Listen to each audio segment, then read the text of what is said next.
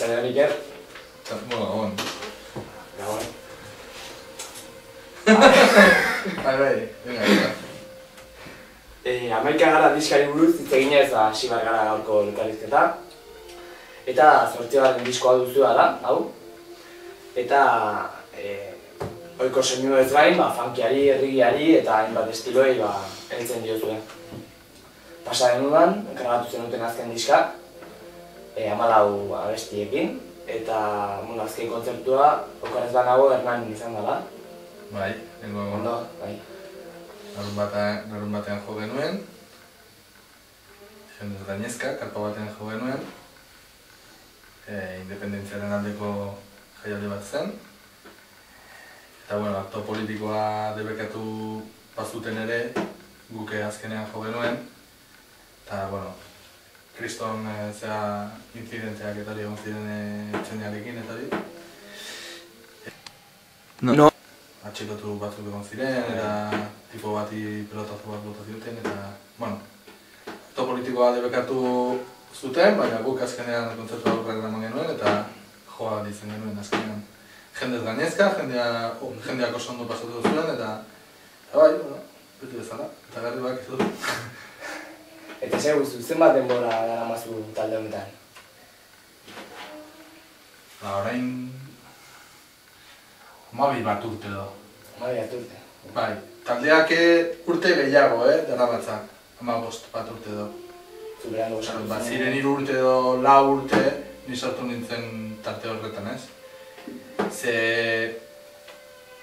bateria jole bat zeukaten denago, maketa grabatu zuena, eta lehenengo diskoa ere grabatu zuenak, eta tipo horrek utzi zuen, beste lanbide bat hartu nahi zuelako, eta bera eta ni sartu nintzen tarte batean, beste bateria jole bat hartuz behar izan zuten, bigarren diskoa grabatzeko eta kontzertu batzuk ez, 2 hilabetetako kontzertu batzuk egiteko.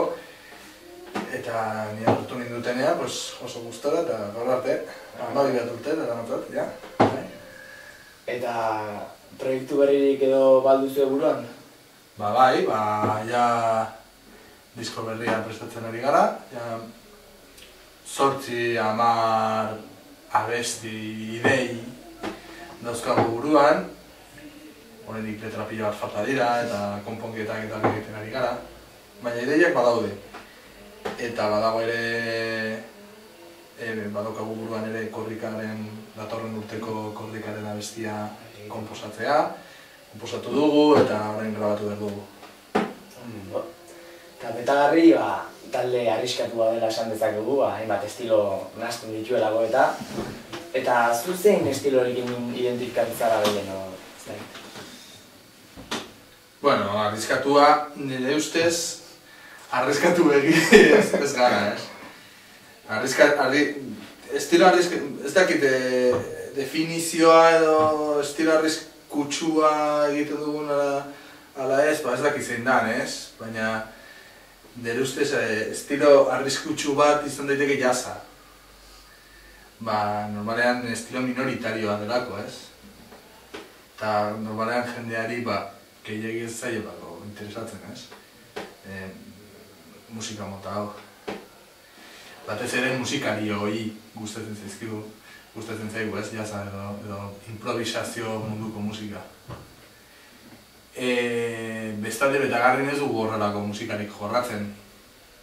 Naiz eta niri musika mota hori gustatu, guk jorratzen dugu musika jaiarako musika da, edo kontzertuetarako musika, dantzarazteko musika, ez? Jendeak dantza egin dezan musika jorratzen dugu, reggaea, ska, funkia. Dena den niri kumulo edo nahasketa guzti horren estilo guztiak gustatzen zaizkit, baina batez ere sustrai beltza daukaten musikak gustatzen zaizkit. Erregea gustatzen zait, Jamaikarra baldin bada bai. Ska gustatzen zait ere. Funkia pila bat. Rocka baita ere gustatzen zait. Azken finean, gaur arte jorratzen den musika komertzialia gehiena sustrai beltzak dauka, ez? Sustrai beltzak dauzka, ez? Sustraiak hor daude, eta niri, gustatzen zait hori, ez? Sustrai beltza daukan musika batez ere. Eta bale seguzuz, noiz eta zergatik hasi zinen bateria jotzen? Eta horretik beste zer jotzen altzen, no? Nik txikitatik bateria jo nahi nuen, baina nire gurasoek, leku falta zegoenez, etxean kriston zalata da, guk Gasteizen bizi gara, bizi ginen, eta orduan, bateria bat etxean izatea kriston zalata da, lokal bat berdeztu horretarako, eta garaia hiletan gainera, hain dela 20 bat urte, 21 bat urte edo, zaila zen, aurkitzea irakasle on bat, eta, bateria edo gitarra ikusten ziren, nire gurasoek ikusten zuten instrumentu, maldituak bezala, ez dakit maldituak, baina ez dakit nola definitu, ez? Garaia haietan ez ziren oso ondo ikusitako instrumentuak. Normalean, ondo ikusten ziren, konservatorioan ikas genitzazken instrumentuak edo. Eta, karo, bateria ez zegoen konservatorioan, gitarra elektrikoa ez da ere, ez? Bajo elektrikoa ez da ere. Eta, nire anaiak soinu handia jotzen zuen, soinu kromatikoa, eta berak bajua edo gitarra ikasi nahi zuen, pero a toda costa. Baina nire gurasoak ez zioten utzi. Eta niri ere ez zioten utzi bateria jotzen, ez? Orduan, trikitixa jotzen hasi nintzen. Nire gurasoei kriston ilusioa egiten zitzaianako eta... eta niri ere nik nahiko ondo jotzen nuen eta, montatzen nintzen, ez? Trikitixa jotzen. Baina 16 bat urte dorla neskanean, institutoko lagunekin eta hola, talde bat montatu nahiean eta hori, bateria bat erosi behar nuela pentsatu nuen eta, udaran kotxeak garbitzen diren leku baten egon nintzen lanean eta diru pixka bat aurreztu nuen eta bateria bat erosi nuen. Karo, garaia hartan nire gurasoek zeukaten Etura izeneko herri batean, Arabako Lautadan dagoen herri batean, zeukaten etxe bat, eta orduan horrelako herri txiki baten, zaratatera zakezu orduan, bateria bat izatea, nahiz eta nire gurasoen oso gustoko ez izan, baina posible izan nuen, ez? Pizkatu garajean jotzen nuen, eta... Eta noiz hartu zen erabaki ontara dedikatzeko? Eta irakasleak eta hola eragin izan zuten ontan eta ez dakit, zure erabaki izan zen edo? Nik uste dute horren kostiente zarela inoiz. Badaukazuen nolabaiteko musikarako erraztasuna eta irakasleak badaude, nik izan nuen oso irakasle hon bat trikitixa irakasle oso hon bat izan nuen trikitixa klaseetan, Oskar Martínez de Greño. Eta tipo horrek kriston ilusioa sortu zidan, ez? Musikarako. Baita ere, gero bateria joten hasi nintzenean, Victor Zeladarekin ikasi nuen, hilda dana, eta berarekin gaur arte ikasi dudan iaia gehiengoa, ez? Ikasi nuen berakin, Diego García ere izan duen irakasle bat, Angel Zelada, Victorren aitak ere klase batzuk eman zizkidan, eta gero konservatorian, Jo Krausekin egon nintzen, Jo Krause da kriston motivazioa, ez? Bateria edo musikarako kriston motivazioa. Ezken finean, izan dako irakasle guztiek eragina izan dute, ez? Ez dakit dedikatzeko, baina hobetzeko zure estiloan edo zure jotzeko eran eragina badaukate eta batez ere zure jotzeko era hobetzeko, ez? Hoberako da. Inoiz txarrerako. Badaude batzuk ere txarrerako egiten dutena, Eta, hombre, normala da, etxen daula, gurasok, igual, ez ados egoita zurera ekin, edo zure etxen, ze kasu mantzan, ados zeuden, etxe duen ados. Ja komentatu dizut, ez? Hasiera batean oso zaila izan zen bateria nahi nuela jo esan nuenean, oso zaila izan zen, erabaki hori aurrera eramatea. Baina gero denboraren poderioz, ikusten dutenez, kriston lana egiten dezula eta horretara dedikatu, serioski horretara dedikatu dezula zeure burua, gero eta hobeto ulertzen dizute eta gainera laguntzen dizute, ez? Gainera behitu, lehen esan dudan herri horretan, hasiera batean garajean hasi nintzen bateria ikasten, baina gero geroxeago nire aitak eraiki zuen olako etxe txiki bat, nire ensaian ezan, eta, izan leku bat ensaiatzeko, eta alde horretatik ja ikusten zutenean betagarren sartu nintzela, eta, musika mundua serio hartu nuela, eta gero ja konservatorian sartu nintzela, eta horretaz, bizitzeko aukera daukadala, eta ez daukadala arazorik horretaz bizi ahal izateko, oso kontent daude, ez?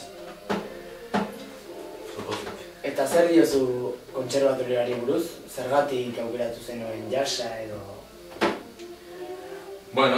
Batez ere, garai hartan, nik bateria jotzen hasi nintzenean, zegoen aukera konserbatorioan sartzeko, grado medioa egiteko, eta gainera bazegoen irakasle oso hon bat Gasteizko konserbatorian ni sartu nahi ninduena, perkusio klasikoa ikasteko. Baina, ez dakit zergatik 18 bat urte izango nituen orduan, eta azkenean ezin izan nuen egin, beste ikasketa batzuk egin behar nituelako, gurasoek ere zeudelako oso ados, eta azken finean, grado medioa ezin izan nuen egin. Klasikokoa, ez? Aldiz, geroago, bateria jotzen jarraitu izan dudanez, eta nire ikasketak eta nire maila gorago ikusi nahi nuenez, edo hobetu nahi nuenez,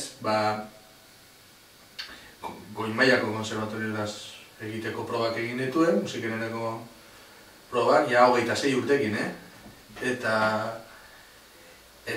aukera izan nuen, ikasketa hauek egiteko, eta egin ditut, eta oso pozik, ez? Dena den oso gogorrak izan dira. Hori esan behar izun, bertan oztopo larri asko gainditu behar izan dituzu?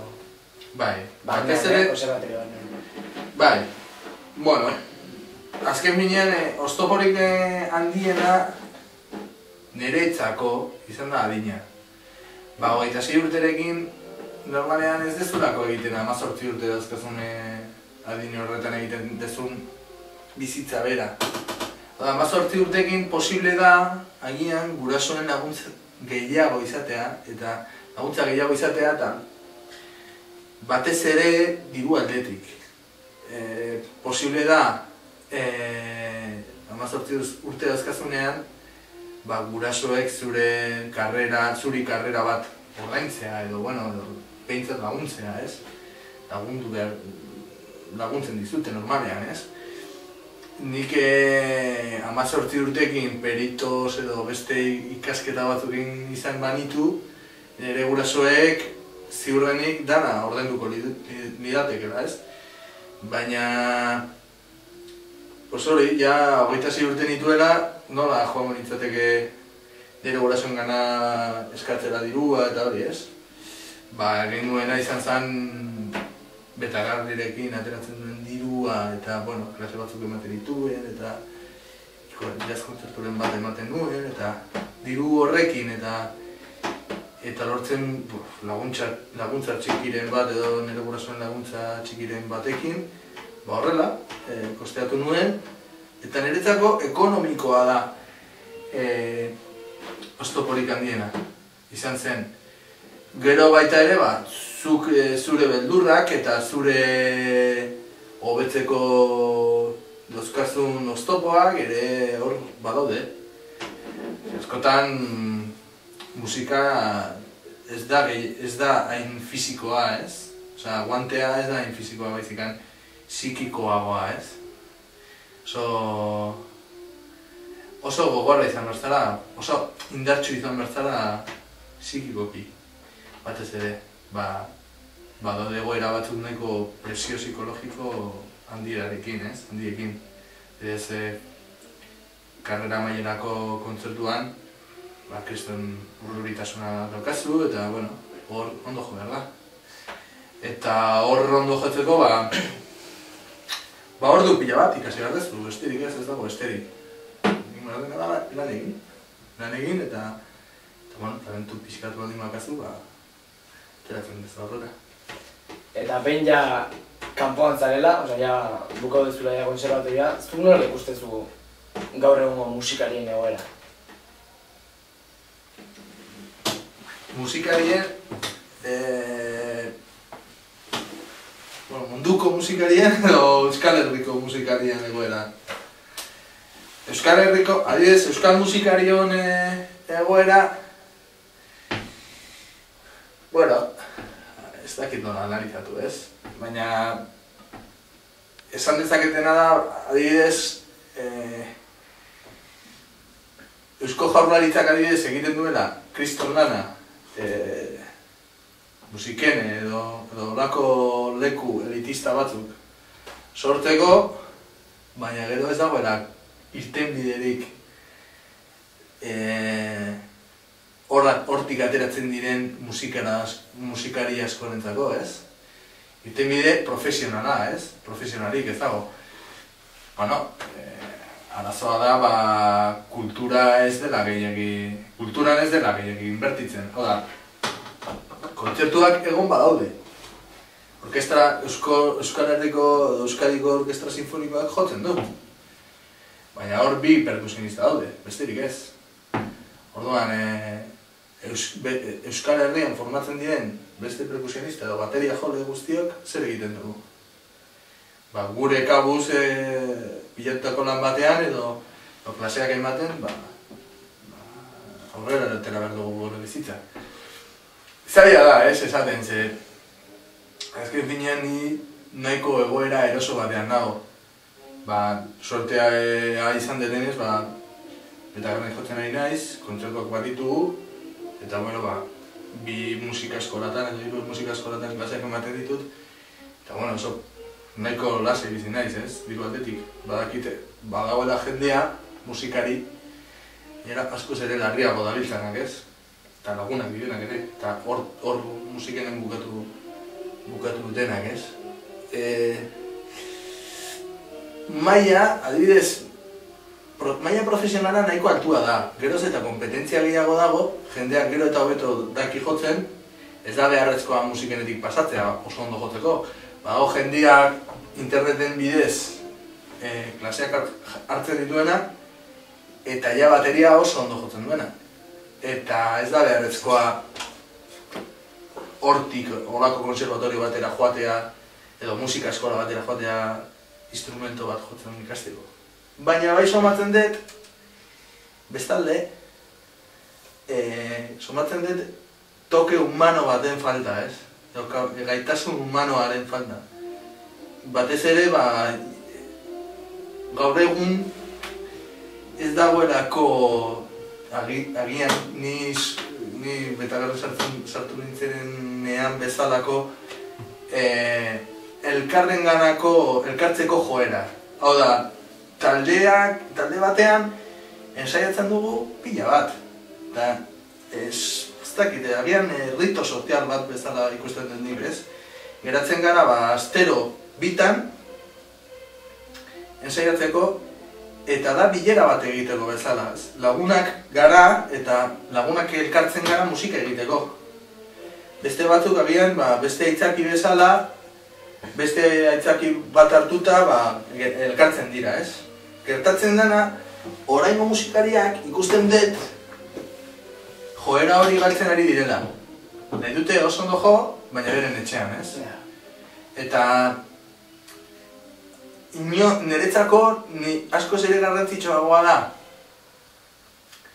elkarrenganako erlazio hori jotzerakoan etxean oso ondo jotzen badezu baino. Ulertzen? Ez dakit ulertzen duzun.